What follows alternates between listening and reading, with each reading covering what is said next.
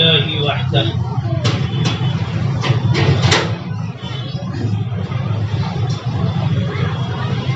الحمد لله وحده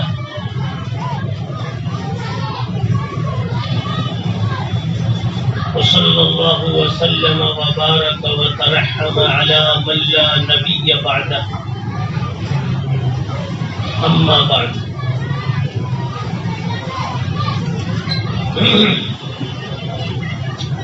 فأعوذ بالله من الشيطان الرجيم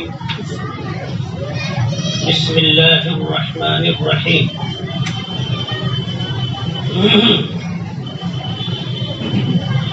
قل هو الله أحد الله الصمد لم يلد ولم يولد ولم يكن له كفوا أحد صدق الله العظيم. محترم بزرگوں، دوستوں، ساتھیوں،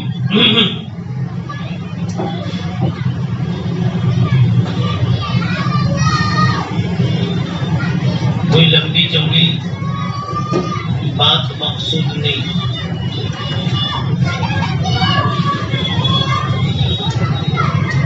کوئی بھولی ہوئی بات کو یاد کرنا اور کرانا مقصود نہیں.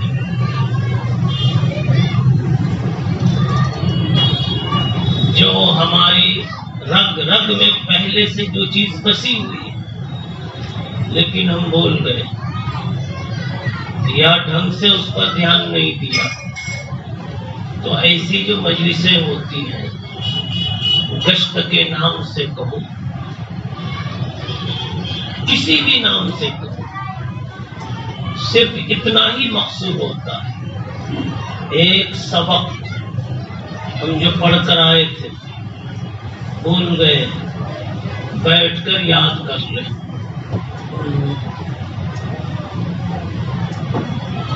جتنی باتیں دینی اجتماعات میں بیان کی جاتی ہیں، خانقاہوں میں بیان کی جاتی ہیں، مدرسوں میں بیان کی جاتی ہیں، دینی حلقوں میں جوڑوں میں بیان کی جاتی ہیں، یہ سب ہم پڑھ کر آئے ہوئے ہیں. کچھ بچے ہوتے ہیں کلاس پوری کر لیتے ہیں، کچھ بھی یاد نہیں رہتا. ہمارا وہی حال ہے. کہاں پڑھ کر آئے ہیں؟ آپ نے ایک لفظ سنا ہوگا، عالم ارواح. ہم دو چیزوں کا مجموعہ ہے، ایک یہ چمڑیاں ہیں، گوشت پوست ہے، ایک ہماری جان ہے، جان کو روح کہتے ہیں، وہی ارواح ہے. جان اور روح نہیں بدلتی، اوپر کی چمڑیاں، اوپر کے گوشت پوست ہڈیاں بدلتی رہتی. آپ دیکھ لو نا، آپ چھوٹے تھے تو اتنی بڑی ٹانگ تھی، اب اتنی بڑی ہو گئی. اب 5 کلو کے 2.5 کلو کے تھے، اب 150 کلو کے ہو گئے. گھٹتے بڑھتے رہتے، مگر جان وہی ہے. اور یہ جان بہت پہلے سے ہمارے پاس یا ہمارے جسم کے پاس تو نہیں تھی، اللہ کے پاس تھی. ہم ماں کے پیٹ میں ابھی نہیں آئے تھے، اس سے پہلے جہاں جان تھی اسی کو عالم ارواح کہتے. اور اسی زمانے میں اللہ نے ہم کو سارا سبق پڑھا دیا. کیا سبق پڑھایا تھا؟ سچ بولنا، جھوٹ سے کام نہیں نکالنا، وعدہ پورا کرنا، بے وفائی نہیں کرنا، جن کا تمہارے اوپر احسان ہے ان کا حق سمجھنا، ان کا دل نہیں دکھانا، ماں باپ کو ماں باپ سمجھنا، پڑوسی کو پڑوسی سمجھنا، وغیرہ وغیرہ. جتنی انسانیت کی باتیں تھیں، آدمیت کی باتیں تھیں، وہ سب کی سب اللہ نے اسی پیریڈ میں سب پڑھا دیا تھا. ہم دنیا میں جب آئے نا تو یہاں کی مشغولیتوں نے یہاں کے ماحول نے، یہاں کی فضاؤں اور ہواؤں نے سب بلا دیا. کہتے ہیں نا سورہ یاسین مجھے پہلے یاد تھی، اب تو اٹک اٹک کے پڑھتا ہوں، اب بھول جاتا ہوں. نہیں بولتے، ورنہ مجھے بچپن میں بہت اچھی یاد تھی. بچہ جب پیدا ہوتا ہے، حدیث میں یہ بات کہی گئی ہے، اس میں کوئی ٹیڑھا پن نہیں ہوتا، اس میں کوئی ٹیڑھا پن نہیں ہوتا. وہ جھوٹ بولنا نہیں جانتا، وہ چالاکی نہیں جانتا، وہ چوری کرنا نہیں جانتا. ہاں ابھی بھی آپ گھر پہ تجربہ کیجیے،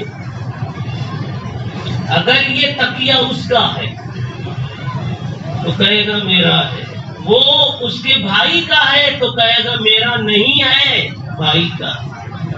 ہم تو دونوں اپنا بنا لیتے ہیں جی. تکیہ تو چھوٹی سی چیز ہے، 2 دکانیں اپنے نام لکھوا لیتے ہیں،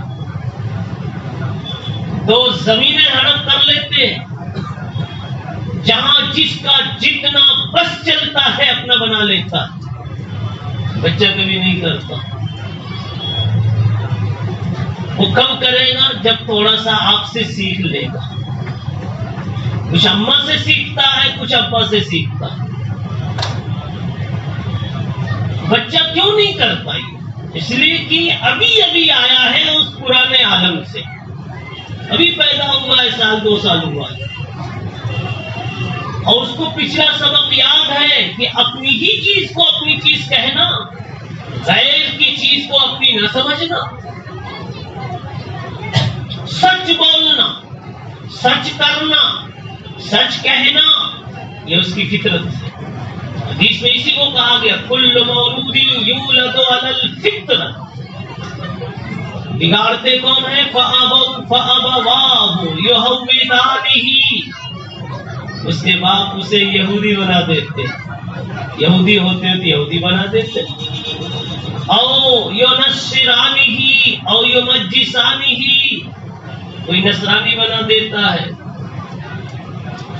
عیسائی بنا دیتا ہے، کوئی مجوسی آگ کا پجاری بنا دیتا ہے. ورنہ یہ بچہ جو پیدا ہوا تھا اس کی فطرت میں کوئی ٹیڑھا پن تھا ہی نہیں. ایک مشہور سی بات ہے کہ گشت جسے آج ہوا نا، ایسے ہی اثر کے بعد گشت ہو رہا تھا.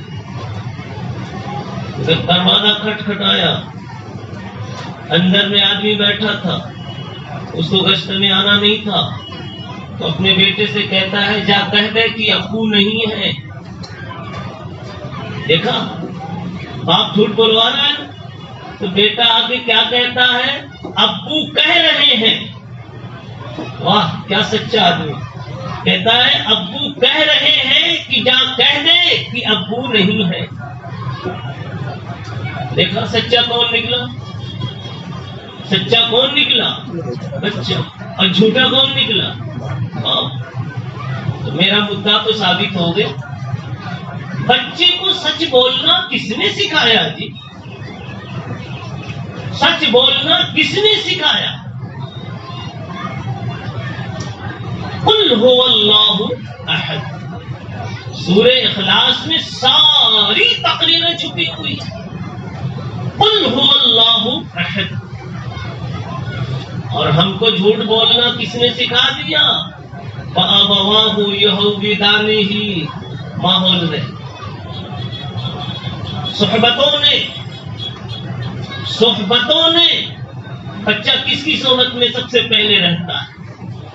بھائی بولو نا، ماں باپ کی. ہاں سب سے پہلی صحبت اس کو جو نصیب ہوتی ہے ماں باپ کی ہوتی ہے. اس کی طرف نسبت ہو رہی ہے حدیث میں کہ اس بچے کے ماں باپ یُہَوِّدَانِهِ یہودی بنا دیتے ہیں. یہ سب سے اعلیٰ درجے کا بگاڑ ہے یہودی ہونا. او یُنَصِّرَانِهِ یا کچھ اتنا زیادہ خراب نہیں تو کچھ اور کم مگر بگاڑ دیتے.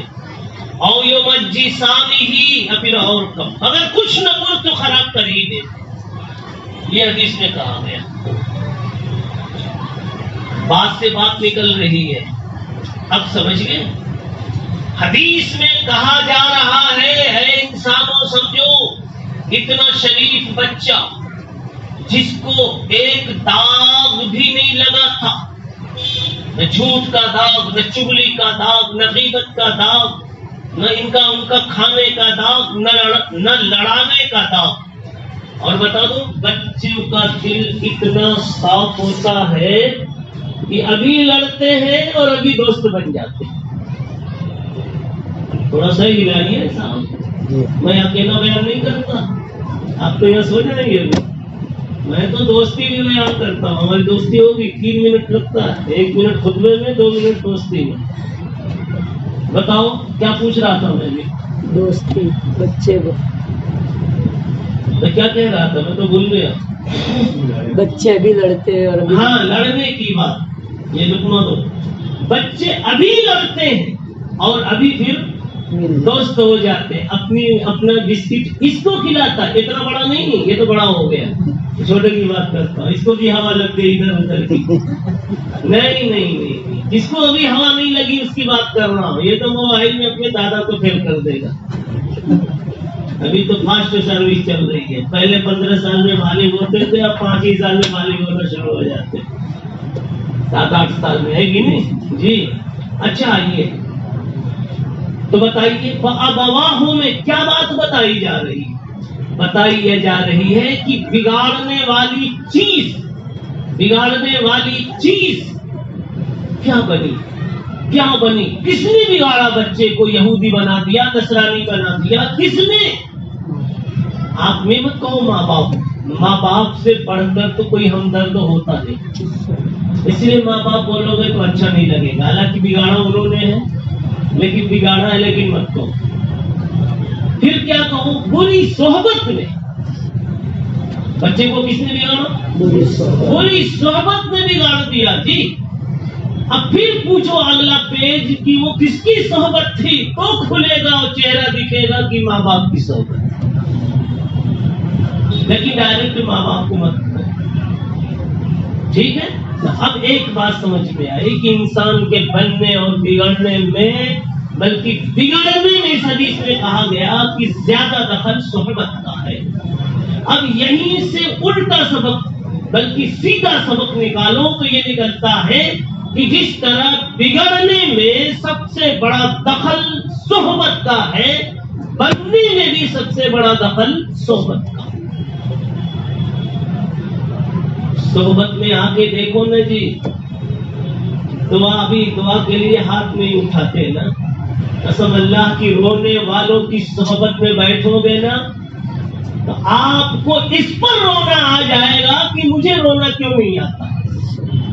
بات نہیں سمجھے؟ آپ کہتے ہیں مجھے آج تک رونا نہیں آیا. ارے تم بیٹھے ہی نہیں ہے، رونے والوں کے بازو میں بیٹھو نا. میں نہیں کہتا دعا مانگو، خالی بیٹھو.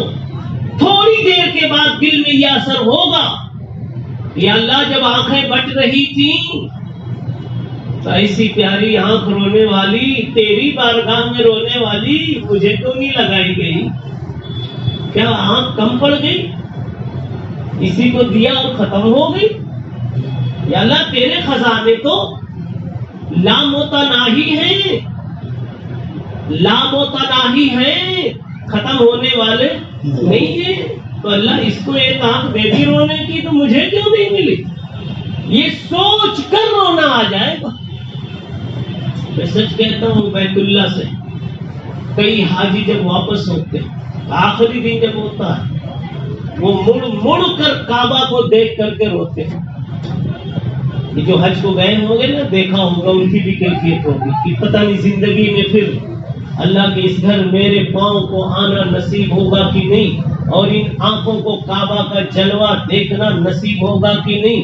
مسجد نبوی سے جب دور ہوتے ہیں، گنبد خضرا جب آنکھوں سے اوجھل ہوتا ہے تو محبت کے آنسو آ جاتے ہیں کہ اللہ تو نے کرم کیا کہ میری اس خطا کار آنکھ کو بھی تیرے نبی کے گنبد کا نقشہ اور منظر دکھا دیا. معلوم نہیں پھر کبھی حاضری ہوتی نہیں، دیکھنا نصیب ہوتا نہیں. تو کئی لوگوں کو آپ روتا ہوا دیکھیں گے، لیکن اگر آپ کو رونا اس وقت نہیں آیا تو آپ کو اس پر رونا آ جائے گا کہ اللہ مجھے کیوں نہیں رونا آ رہا ہے؟ میرے بھی تو آقا ہیں، میرے بھی تو یہ نبی ہیں، اور میرے لیے بھی تو یہ قبلہ ہے، بیت اللہ ہے۔ تو کیا بات سمجھ نہیں آئی؟ یہ جو آپ کو تھوڑا سا رونا آیا، دل کی کیفیت بنی رونے والوں کی صحبت میں ہونے کی وجہ سے۔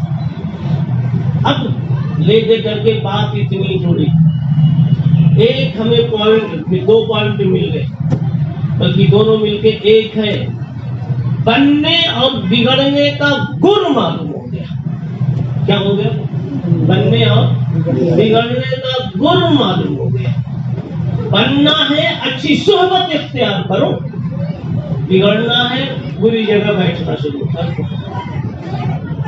آپ کہتے ہیں نا جی، انہوں نے کہا بیٹھ جاؤ کھانا کھا لو، تو آپ کیا کہتے ہیں؟ میں کھا کے آیا یار، بالکل جگہ نہیں۔ لیکن جب زبردستی انہوں نے کیا تو بیٹھ گئے، بیٹھے تو اڑائے جا رہے۔ 4 آدمی کا کھنچا اکیلے صاف کر دیا جی نوجوان نے۔ بھائی ایسا ہوتا کہ نہیں ہوتا؟ بھائی بولو، حیدرآباد کی مندی بریانی اور یہاں کی تو میں جانتا نہیں سورت کی کون سے کھانا مشہور ہے۔ آپ جو اٹھائے تو کھاتے چلے جاؤ، اب کہہ رہے ہیں یار میں کھا کے آؤں۔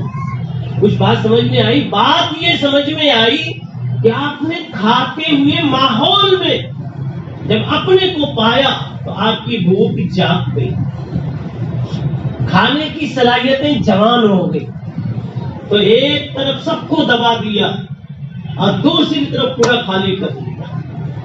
میں کہتا ہوں اگر خیر کی مجلس میں آؤ گے، جیسے کھاتوں کو دیکھ کر کھانے کا شوق اور ذوق پیدا ہوا اور خوب کھایا، اگر اچھوں کی مجلس میں آ جاؤ گے اچھائی کرنے کا آٹومیٹک شوق اور ذوق پیدا ہو جائے گا، اور یہ بغیر چین نہیں آئے گا۔ جیسے اب آپ کو، جیسے پہلے جب آدمی نمازی نہیں تھا، آدمی جب نمازی نہیں تھا تو فجر میں اٹھنا سب سے بڑی مصیبت، سب سے بڑی مصیبت۔ بھائی صحیح ہے کہ نہیں؟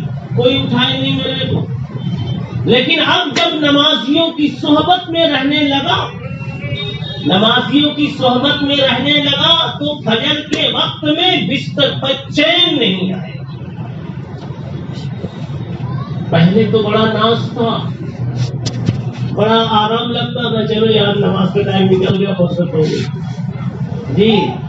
اگر تھوڑے دن نمازیوں کے بیچ میں رہو گے ایسا ذہن بنے گا کہ آپ کی سوچ تھوڑی سی بدل جائے گی۔ سوچو گے یہ کہ سارے لوگ یار جمعہ میں بلائے گئے، پہنچ گئے، میں نہیں جمعہ میں پہنچا، میں نہیں پہنچا فلاں نماز میں۔ ایسا لگتا ہے کہ اللہ نے اپنے دفتر سے توفیق کا نام میرا کاٹ دیا۔ جب توفیق بانٹ رہا تھا تو اللہ نے شاید میرا نام ڈیلیٹ کر دیا۔ یہ سوچ کر کے پھر کہے گا کوئی 10,000 لوگ نماز پڑھ رہے ہیں اور میں اکیلا نہیں پڑھتا، اس کا مطلب یہ ہے کہ سب سے بڑا محروم میں۔ بہرحال اتنی گفتگو سے میں یہ کہنا چاہتا ہوں کہ بننے کی جگہ اور بگڑنے کی جگہ صحبت۔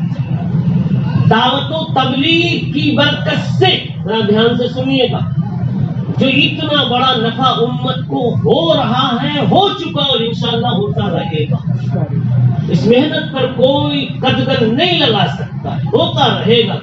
اتنا بڑا نفع لاکھوں اور کروڑوں کو اللہ نے، جو شرابی تھے، کبابی تھے، زانی تھے، جمعہ تک کی خبر نہیں تھی، مصلی پہ رونے والا بنا دیا، تہجد کا دیوانہ بنا دیا، داعی بنا دیا، دوسروں کو بابو بھیا کہہ کے چائے پلا پلا کر کے چلہ لکھوانے والا بنا دیا۔ آنکھوں کے سامنے ہے مثالیں، آپ بھی جانتے ہوں گے، ہم بھی جانتے ہیں جی۔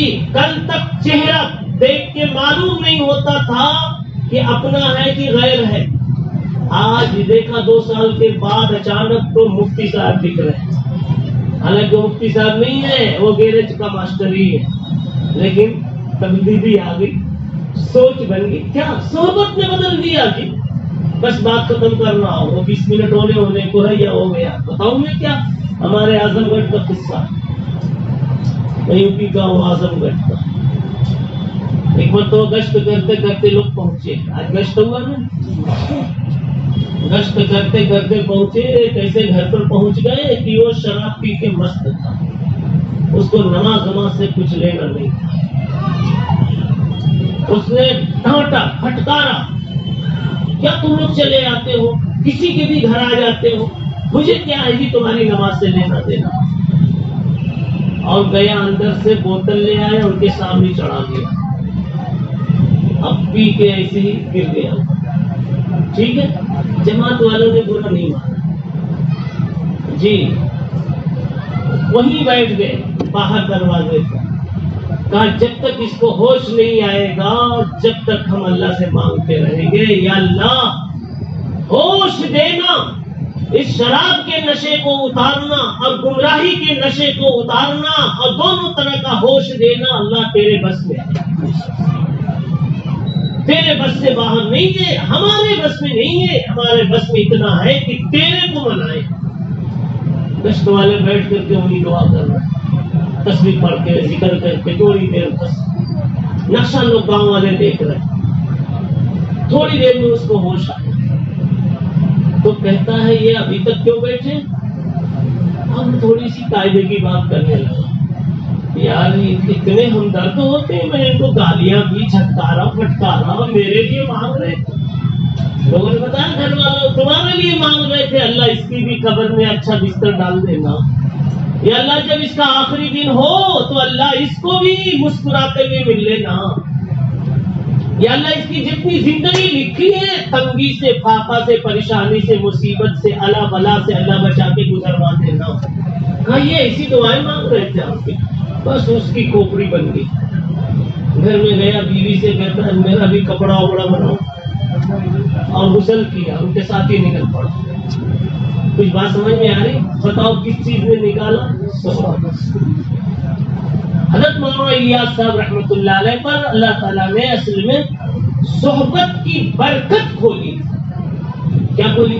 صحبت کی برکت. اور یہ تو پکی بات ہے جی, صحبت اثر دکھاتے رہے. کہتے ہیں کب خربوزہ خربوزے کو دیکھ کر رنگ پکڑتا ہے, پتہ نہیں پکڑتا کہ نہیں, مقولہ ہے, لیکن خربوزہ خربوزے کو دیکھ کر, ارے کچھ خراب بھی کپڑے ہوتے ہیں, اچھوں کے بیچ میں ڈال دو تو دکھ جاتا ہے, نہیں ہو. بہرحال وقت پورا ہو گیا. کہنا یہ جب بولنے لگو نا تو جی چاہتا ہے کہ اور بولے. یہاں سے ایک سبق ملا جی کہ آپ بھی ابھی ایک دن دو دن زیادہ بھاری پڑ رہا ہے, جب لگانے لگو گے تو جی لگے گا کہ اور لگا لو. جیسے میں سوچ رہا 10 منٹ میں کیا بولوں, لیکن بولنے لگا تو جی میں آ رہا ہے کہ اور بولوں. انشاءاللہ ایک دن لکھاؤ گے تو 3 دن بن جائے گا, اور 3 دن لکھاؤ گے تو 10 دن بن جائے گا. لیکن یہ مطلب نہیں ہے کہ آپ ڈر کے مت لکھاؤ, ورنہ سوچو گے کہ ایک جو 10 تک پہنچ جائے گا. اگر ایک 10 تک پہنچا بھی اور چلنے کے لیے آپ قبول ہو گئے, یاد رکھو کہ بوریت نہیں ہوگی. اللہ اتنے دن میں آپ کو آپ کی پرانی لذتوں سے زیادہ لذت عطا کرے گی, مزے کے ساتھ وقت لگائے گی. اس لیے جب تشکیلیں کی جائے, جب نام پوچھا جائے تو ہلکا سا ارادہ بنا کے لکھوا دو. ہلکا سا ارادہ, ہلکا سا اسی لیے کہا کہ پکا ہے تو خود ہی لکھوائے, اور نہیں ہے پکا تو ہلکا سا بنا ہی لو نا زبردستی.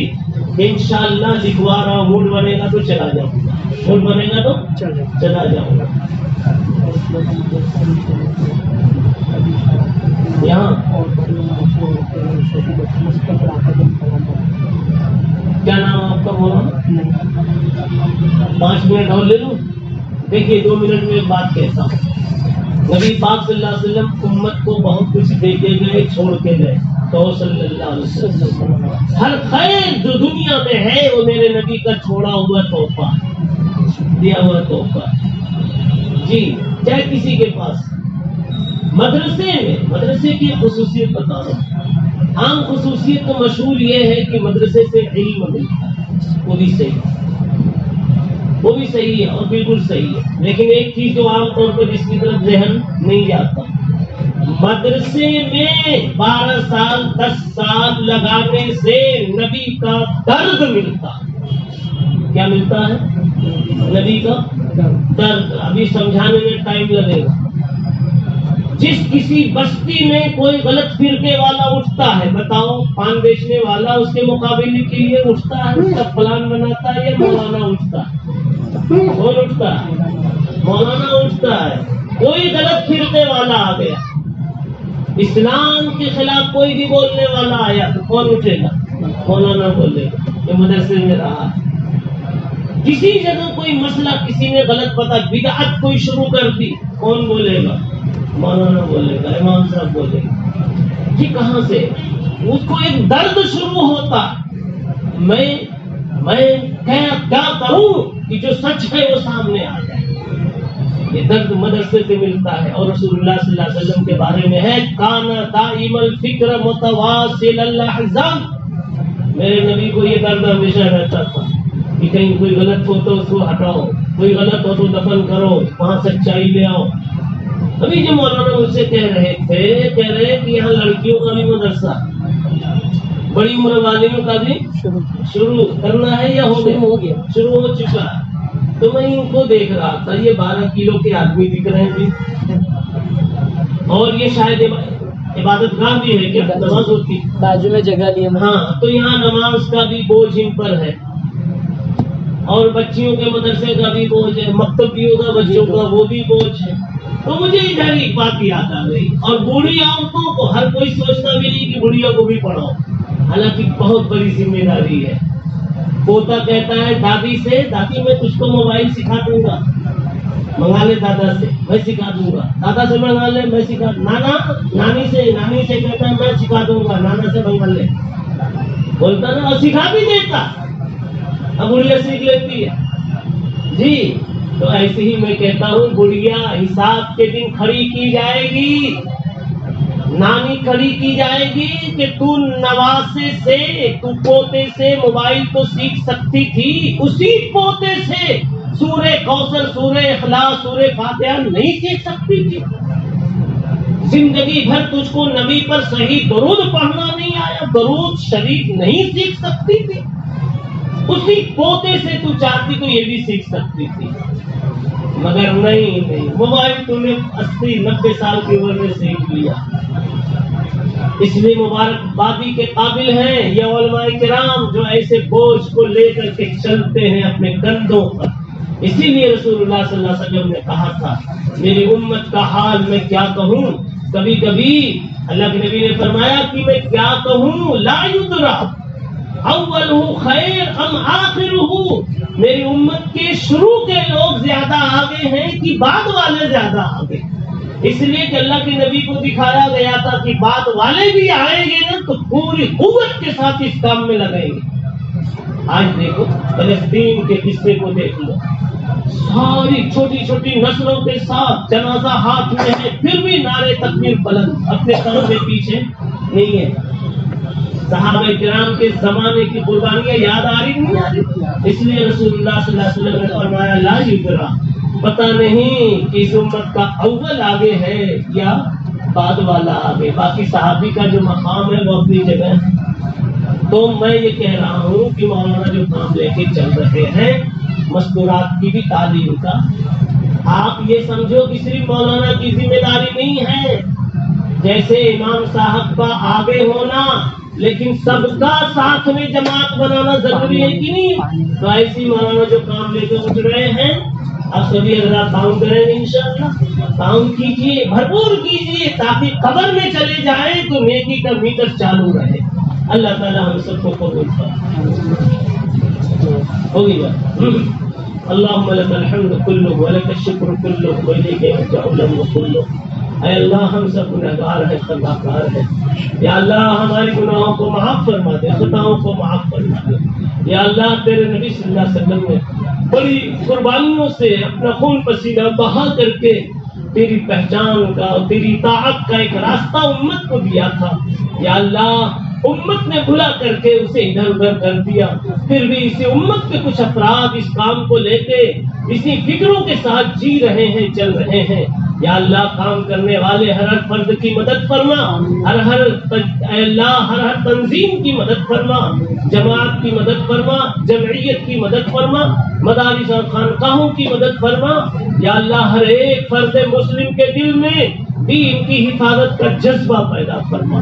یا اللہ ہماری زندگیاں جتنی بچی ہیں یا اللہ تو اپنی پسندیدگی کے ساتھ مقبولیت کی صفت کے ساتھ ہمیں بھی اس کے لیے قبول فرما لے. اپنی مقبولیت اپنی بارگاہ کی مقبولیت کی صفت کے ساتھ اللہ ہمیں بھی قبول فرما لے. ہمارے مال کو قبول کر لے, ہماری جان کو قبول کر لے, ہماری عزت کو قبول کر لے. اے اللہ ہماری نسلوں کو بھی اس کے لیے قبول فرما. اللہ ہماری مستورات کو بھی قبول فرما. جو جس طرح کی قربانی اور تعاون کی ضرورت ہو اللہ ہمیں پیش کرنے کی توفیق عطا فرما. اے اللہ ہمارے مولانا کے جو منصوبے ہیں جو انہوں نے بتائے ہیں اے اللہ ان کی جو محنتیں ہیں اس کو چار چاند لگا, ترقیات سے مالا مال فرما. یا اللہ اپنے پیاروں میں بنا لے, اپنے پیاروں میں بنا لے. اللہ دنیا کماتے کماتے تو سفید ہو گئے ہمارے بال. اللہ اب تو اپنے پیاروں میں بنا لے, اپنے اچھوں میں بنا لے. یا اللہ بروں کی لسٹ میں اب تک نام ہمارا پڑا ہوا ہے. یا اللہ اب تو اپنے نیکوکاروں میں شامل فرما لے, ہماری دعاؤں کو قبول فرما لے. کئی لوگوں نے دعا کو کہا ہے اور کئی پریشانیوں کی حالت میں ہے.